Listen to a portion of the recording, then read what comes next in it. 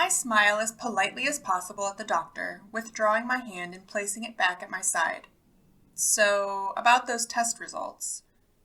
Oh, of course. He smiles in understanding, but it's a tight expression, one that makes me suppress a strange shudder. Are the results in relation to the recent murders? I'm afraid I can't discuss that, I say, trying to keep my tone steady. He suddenly takes a wide step forward, closing the gap between us. Although he's a slight man, it's hard to deny the power behind his presence. I swallow down the odd reaction, standing my ground. You can tell me, he says. What you say in this room won't leave it. I frown. I still can't discuss it. Dr. Murphy snatches out, grabbing my hand in both of his. I instinctually make to yank it back, but he grips it with surprising strength. His cold thumb rubs over my wrist. Why don't you relax? A prickle of fear crawls over my skin as I stare into the man's eyes, which, although framed with a few fine wrinkles, hold an unnerving amount of strength to them. I can't relax until the killer is caught, I reply, pulling my hand away, and the results will help in my task.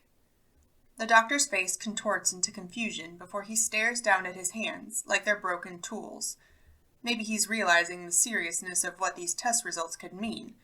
But when he flicks his gaze back up to meet mine, his eyes shine with sudden excitement and a grim smile sits on his lips.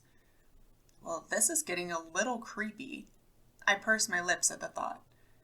I'll just get those results for you, detective, he says, turning and fishing through a pile of folders, each an inch thick with printouts.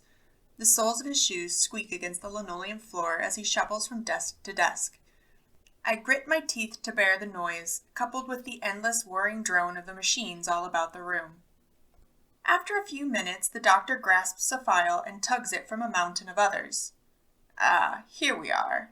He spins to face me, then stumbles forward with a gasp.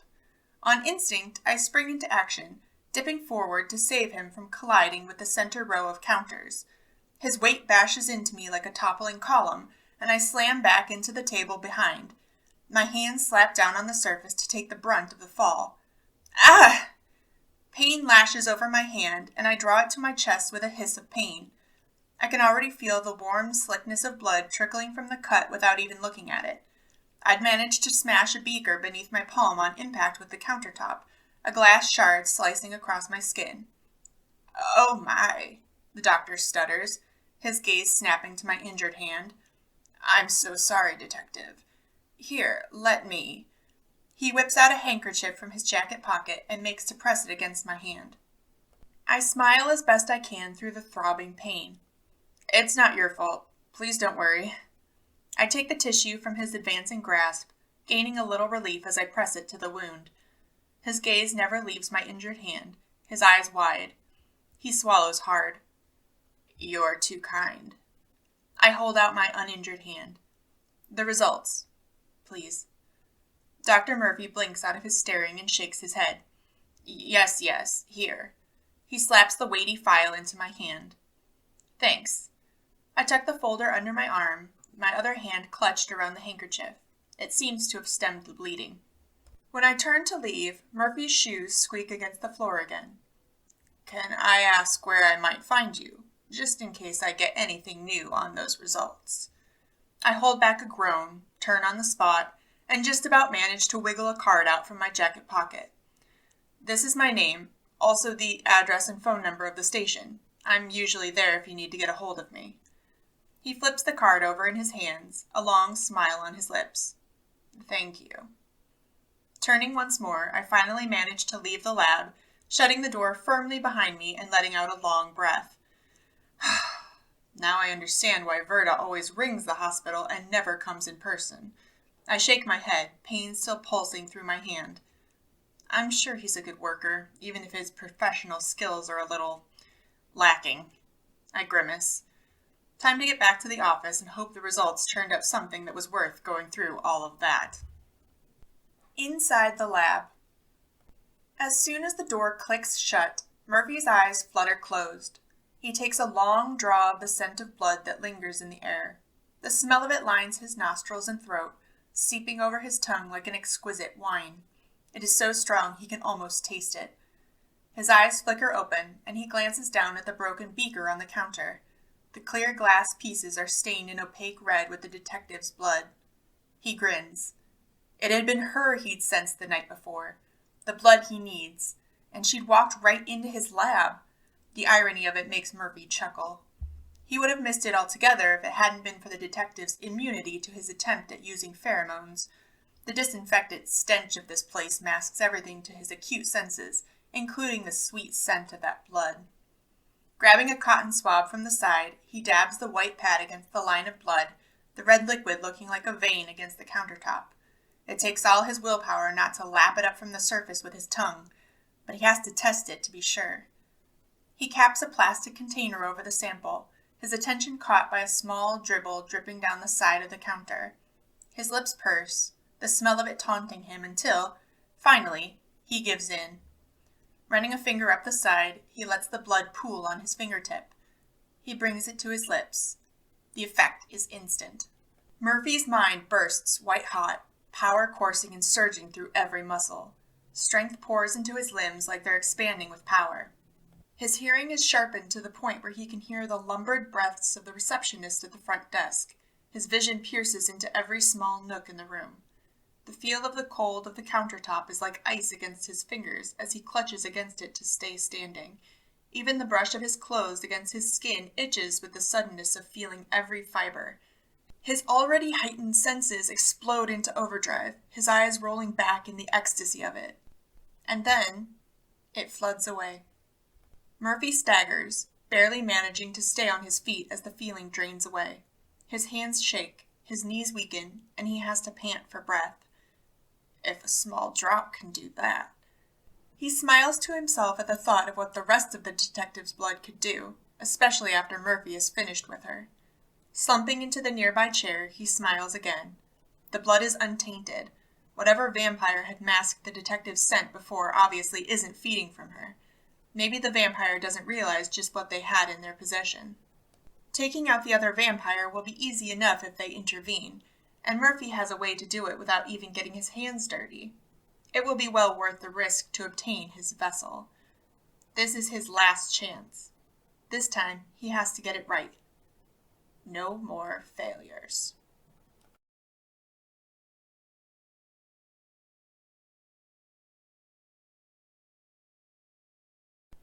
At the station. When I arrive back at the station, it's far later than I had expected. The afternoon sun has lost its warmth, the bright rays already starting to dip below the horizon of trees. Checking my coat and things inside, I'm half surprised to find my office empty. Unit Bravo have obviously already headed home for the day. With a shrug, I head towards the basement, knowing Verta will be keen for the results. Down in the basement. Pushing open the doors, I step inside the bleak lab. A shudder runs through me at the reminder of what just happened at the hospital. Verta sits with his back to me, hunched over his desk and staring with full concentration through a microscope. Apparently, not even the sound of the doors can distract him from his work. I smile at the sight. He's always been a hard worker, right from the moment he stepped inside the station after transferring in from the city a few months ago. The man had barely gotten through introductions before he was marching towards his new lab to handle the backlog. Not many in the station are overly science-minded, so when Verta joined I was thrilled. The two of us quickly bonded over our shared interest, something which continues to this day. It's strange to think back on a time when he wasn't around. My smile widens as I shake the memory away. With the results gripped in my hands, I move towards the pathologist. He's still huddled over the microscope. I step forwards, slapping the paper down on the desk beside him. I come bearing gifts. His focus shifts to the papers. Excellent. He then swings around to face me, blinking rapidly. Sorry, I've been staring down that microscope too long. The world's gone fuzzy. I give a chuckle, but his attention doesn't remain on the papers long as he catches sight of my badly handkerchief-bandaged hand. What happened? He throws down the file, stepping closer and reaching out to examine my injury. Thankfully, the bleeding stopped some time ago. Oh, this? I reply, turning my hand over in his. There was a bit of a scrap for your results, but you should see the other guy. Verta snaps his gaze up to mine, and I give a wide grin. He rolls his eyes. Come on, I'll clean it up and wrap it for you properly. With a soft laugh, I follow him over to the first aid kit on the other side of the room. Whatever treatment he can give is bound to be way better than my futile attempt at bandaging it. Some time later, in the office. A few hours later, I lean back in my chair and let out a long sigh, folding my hands behind my head. After stretching out my aching limbs, gained from hours of sitting in a half-dilapidated office chair, I reached to take a sip of my drink, only to find stale dregs meeting my lips.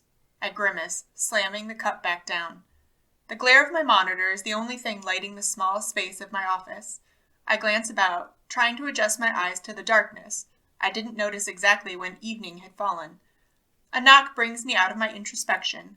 The click of the light switch being turned on catches my ears. Wincing against the sudden flash of artificial light, I manage to see Tina stepping into the room with a bright smile. "You're working late," she says, coming to perch on the edge of my desk.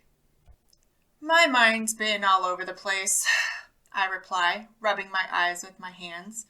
I didn't realize it was so late. "Well, it's lucky you're still here, or I might not have caught you before you left." I raise a brow, waiting for her to continue. She half smiles. "Verda just let me know about something that might make this case weird." "Weird?" I say, shaking my head. "I don't think this case could get any weirder, no matter what you say." Her pursed lips would say otherwise. "Verda managed to get DNA from the strange blood." "Any matches?" "He hasn't tried." She fidgets on the desk for a moment. "It's definitely not animal, but it certainly isn't human either." "I don't understand." "Neither did he," she replies with a chuckle. "He says he's going to work on it, but he has to work out what kind of species the blood came from before anything else. So far, it's not anything he's found a genetic record for." "Okay," I reply with a sharp nod. This case really did just get weirder. She chuckles. "Well, seeing as we can't do anything until Verda is done." She springs up from her place on the desk and grins. "I suggest we finally go out for drinks to celebrate your promotion. Everything's been so hectic from the minute you got the job. You haven't even had a chance to sit back and enjoy it." The idea is tempting, especially because she's right. My first day was welcomed with a gruesome murder rather than a chance to settle into my new role. Any opportunity I might have had to enjoy myself was thrown out the window when this case started. I swivel around in my chair to face her, a smile still gracing her lips. "I would like to," I say, letting my words trail as I think it over. Eventually I give a defeated sigh. "But I can't. I really need to finish these reports." She groans. "Fine, but don't overwork yourself, all right?" I give a nod, to which she smiles before finally leaving me to the silence of my office once more. With just me and the night shift volunteer at the front desk, I settle back down to get some work finished so I can actually head home at some point tonight. A knock at the door just moments later has me sighing. "Tina, honestly, just go already." My words stumble to a halt when I find it's not Tina at the door. Bobby gives a lopsided smile as he leans against the doorframe. "Hey there, Angel." "Don't call me that." My voice is sharper than I expected. "What?" he asks, brows raised in faux innocence. "You mean Angel?" The smile turns into a smirk. "But you used to love it." I let out a sigh. "What are you doing here?" "I've come to bug you," he replies, sauntering towards my desk, rubbing his fingers over his clean-shaven jawline. "At least, that's what your receptionist assumed. Thinks I came to pester you for a story." He takes a seat, his long legs stretched forward and crossed at the ankles. "Then why did they let you past?" I ask. He shrugs. "They don't usually, but seeing as you were here tonight, they obviously thought they'd let you deal with me instead. So you gonna offer me a drink or what?" I glance over my shoulder to where he nodded his head. It's the cabinet where Detective Reel kept her badly concealed stash of booze. I place a hand on my desk, not breaking eye contact with him. "You're not going to be here long enough for a drink." He smiles and shakes his head. "Not much hospitality at the station, then?" I don't bother replying. Quiet punctuates the small office, neither of us seeming to want to break it first, but it apparently starts to become too heavy for even Bobby to handle. Look, Celeste, I know you don't think much of how I'm reporting on this case. You're not reporting, I interrupt. You're creating delusions to sell papers. Something that has worked very successfully for me, he replies without missing a beat, a smirk playing at his lips. I turn my nose up at the reply, glancing away. Bobby shrugs, hands held wide. But no matter what I'm reporting, I'm still a citizen of Wayhaven. Your point? I ask. My point is I don't much like living in a town where a psycho is running around. He stands from the chair and then leans both hands on the desk. Your failures may sell my paper, but they don't exactly help me walk home calmly in the dark. You know what I mean? I stare over him for the longest moment. You're actually scared. I wouldn't exactly say scared. He pushes himself up, running his fingers over his styled back, caramel-colored hair, a couple of strands falling against his temples. Terrified would be more accurate. He then chuckles, smiling brightly. It's certainly not what I was expecting to hear from him. This case really must be getting to him if he's willing to come to me and actually admit he's scared. Unless it could all just be an act. I purse my lips, staring over him in examination. He's just too complicated a person to easily work out his intentions, so I shake my head and decide it's better to play it safe. I stand from my chair with a sigh. We're doing all we can to catch the killer. Bobby's lips twitch and he folds his arms, his crisp white shirt creasing a little with the motion. We? So there are others involved with the case. Ugh! I groan in frustration, moving out from behind my desk and striding towards the door. Unless there's anything else? I gesture outside. You could be a little more sympathetic, you know. He runs his thumb slowly over his bottom lip while sauntering towards me. Maybe even offer a little comfort? For old time's sake. I'm about to reply when a clatter comes from the back of the station. The night shift volunteer also glances up, both of us frowning in confusion at the noise. It should only be us here. I narrow my eyes at Bobby. You should go. Then, with quick steps, before he has a chance to make another quip or suggestive comment, I march out of my office and towards the back doors behind the kitchen area. Doing my best to avoid the empty workstations made almost invisible in the dark of the dimly lit station, I move towards the doors. Moonlight floods in through the glass panels, and another shuffle of noise makes me hesitate. Then a very loud, very familiar voice says, Now can I make a joke about coming in through the back door? Another recognizable voice replies with a sharp, No. I let out a relieved breath, striding forward with more confidence and finally coming to stand face to face with Unit Bravo. My greeting, and my question as to why they are coming through the back, fall flat. I suddenly watch each one of their gazes snap to my injured hand, held at my side. You're hurt, Nate says, though he doesn't break from the weird trance. I pull my hand to my chest, staring at the neat bandaging Verta has done. It was... Everything all right, Detective? The night volunteer asks, peering around from the kitchen. I glance over my shoulder, giving a nod. Yeah, it's all good. The volunteer's gaze shifts over the team. If you have company, do you mind if I pop home for a couple of hours? Concern tugs heavily at every word. It's just my kid's sick. I give a nod, too distracted by Unit Bravo's sudden appearance to pay much mind to the request.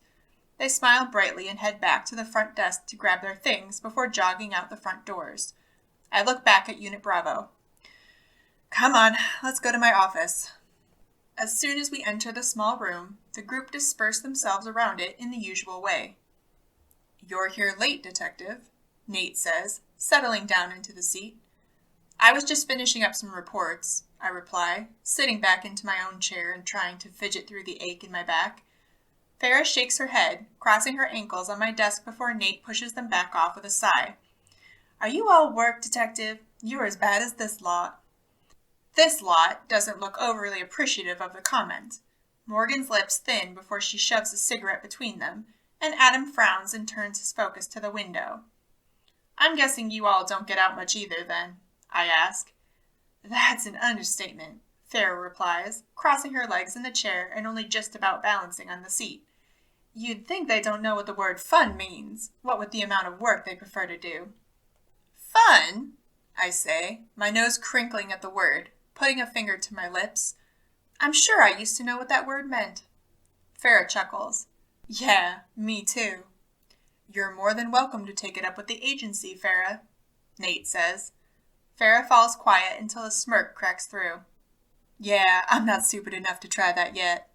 They chuckle together, and I can't help but relax to see the camaraderie between them. They may not get to go out much, but that doesn't seem to have hampered their friendships.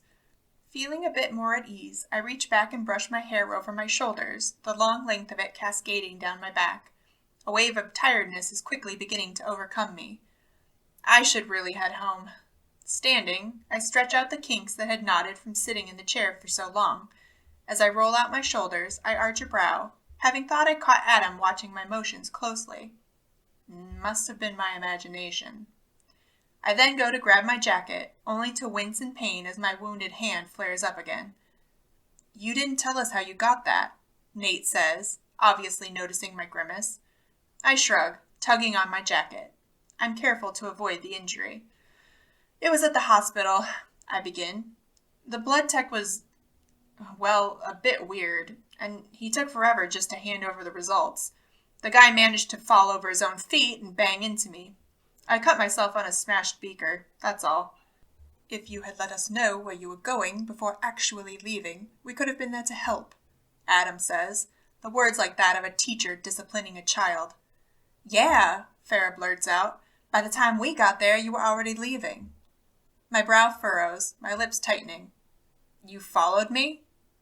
The team shift awkwardly in their positions, except Adam, who turns to face me fully and holds my stare. It was necessary to ensure your safety. My frown deepens at his statement. Maybe you should give me a little credit. I'm pretty capable, you know. I take a calming breath. Even when the creepy tech guy got overly creepy, taking my hands and telling me to relax and give him details, I didn't, because I'm a professional, just as you are. They all visibly stiffen in their seats, and I raise a brow with a tense, collective motion. What did you just say? Nate asks, breath heavy. About the tech? I ask, to which he nods. He wanted to know if the results were related to the murders. Morgan stands from her place on the side table. What specifically did he say when he took your hand? I frown, glancing down for a moment at the memory which makes me shudder. Why don't you relax, I think. Morgan swings around, forcing her fingers roughly through her dark waves of hair. Shit. Why? I ask, shifting forward.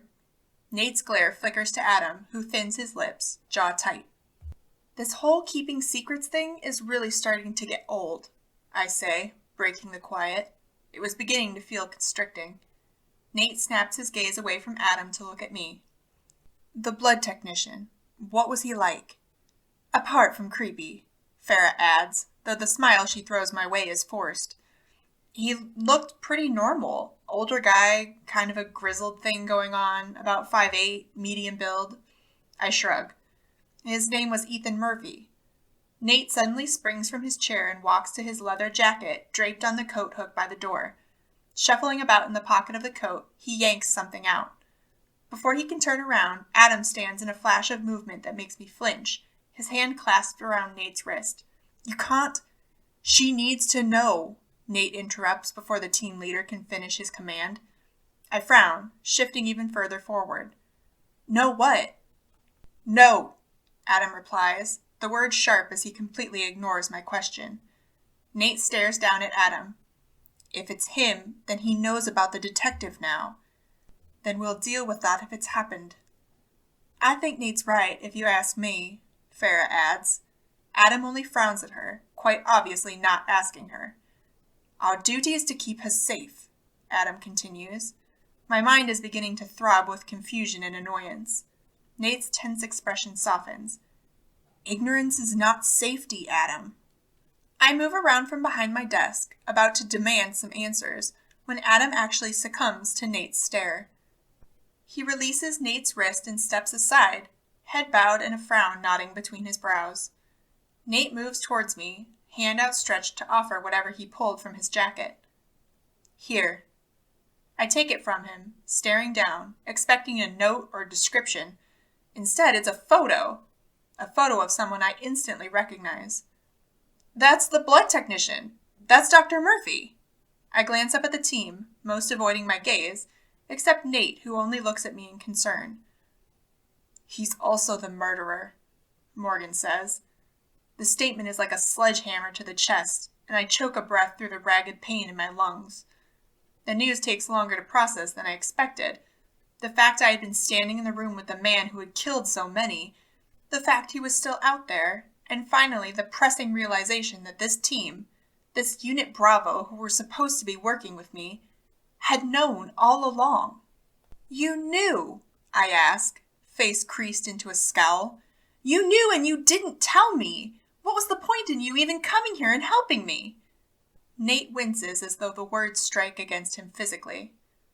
We were only trying to keep you safe. Keep me safe?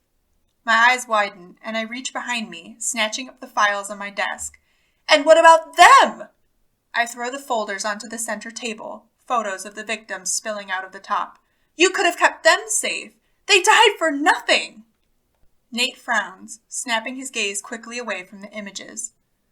Our objective was your protection, Adam says, his voice low but no less sharp. I run my hands over my hair, clasping them together behind my neck, just trying to calm the piercing headache that is making my mind dizzy. Shaking my head, I yank my coat further around myself and make a stride past the team. Adam steps into my path. Where are you going? To arrest the killer. My fingers clench tightly into a fist, like you should have done in the first place. You can't arrest him, Nate says, stepping around me and beside Adam. Why not? I reply. You certainly aren't going to, are you? It's not that we don't want to, Farah says, finally standing from her slouched position in the chair. It's just, we have orders, Adam finishes. And you don't think it's worth breaking orders to save lives? I bark back, spreading my hands out in front of me. You'd rather wait for someone to tell you it's okay to help than just doing it?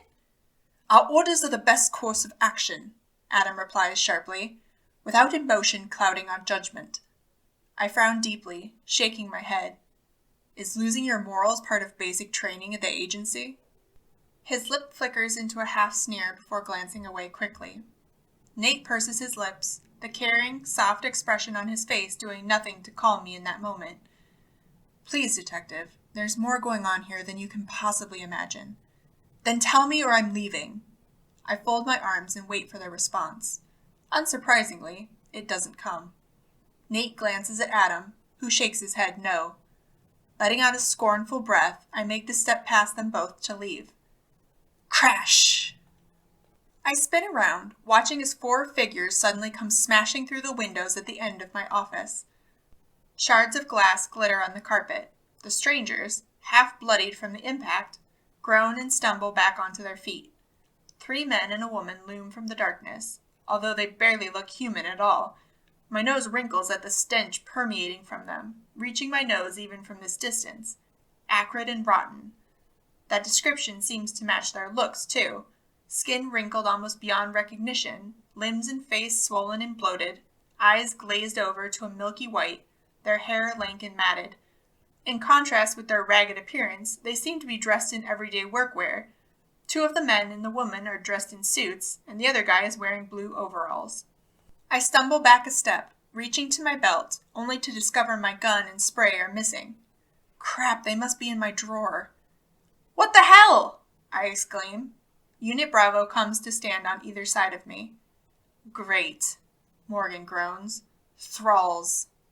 The group of us stares at the group of them for the longest moment. One of them lunges forward. My heart sinks to my stomach as Morgan charges forward to clash with the attacker. A crack snaps through the office as the 2 begin to scuffle, their fight forcing them to the edges of the room. I don't get a chance to find my voice before the rest of Unit Bravo wade forward to tackle the other assailants. 100 questions flash into my mind like bullets ricocheting off of metal. Who are they? What's a thrall? Why are they attacking us? Do Unit Bravo know who they are? What is happening? The thoughts are wiped from my mind as another labored groan sounds from the doorway. I twist around, eyes wide, as another ghoulish assailant stumbles inside the room. The man doesn't pause to take stock of the scene. He charges forward. His target has their back turned, obviously not sensing the danger. The new attacker lumbers forward, grabbing up a broken table leg and throwing it with terrifying strength at Nate. I don't think before I act, just rushing forward towards the action. "Nate!" I yell, barreling into the side of him. The two of us twist around and tumble to the floor behind my desk, landing in a heap. I twist my head around to look up, where the furniture projectile has sunk into the concrete wall above us. What is going on? I can't help but stare up at the table leg, my breath coming out in shocked gasps. It's not until Nate shifts beneath me that I realize I'm pressed on top of him. My focus returns to Nate, his deep brown gaze already on mine. The position, even in the midst of the fighting, makes my skin flush a deep red, and I hope beyond hope that he can't feel how hot my skin's become. "Sorry," I mumble, trying to clamber off of him as quickly as possible, but the action is made near impossible in the small space behind my desk. My breath catches as his hands raise to hold my arms steady. "It's all right," he says, his breath warm as it brushes over my face, suddenly so close to his. I can't help but swallow hard, the sounds of fighting almost drowned away by the intensity of his gaze. Though my heart was already beating hard, now it seems to race at an alarming rate in my chest. The heaviness of the moment is quickly broken as a snarl echoes from above us. I twist myself around as much as possible to find the attacker looming over us, ripping the table leg from the wall to wield it as a club. I gasp as he arcs it down towards me. Nate's grip tightens on my arms, and he twists us around, placing me beneath his body.